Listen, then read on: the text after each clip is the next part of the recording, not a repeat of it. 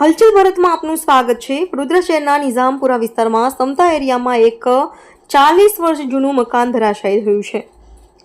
સ્થાનિક ધારાસભ્ય દ્વારા જણાવવામાં આવ્યું છે કે આ મકાન ઘણું જૂનું હોવાથી આ દુર્ઘટના બની છે। સદનસીબે મકાનમાં રહેતા 7 સભ્યોને કોઈ ગંભીર ઈજા થવાની ઘટના બની નથી। 7 જણ સલામત બચી ગયા છે। કેવળ થોડાક લોકોને સામાન્ય ઈજાઓ થઈ છે, જેમને તાત્કાલિક સારવાર માટે હોસ્પિટલ ખસેડવામાં આવ્યા છે।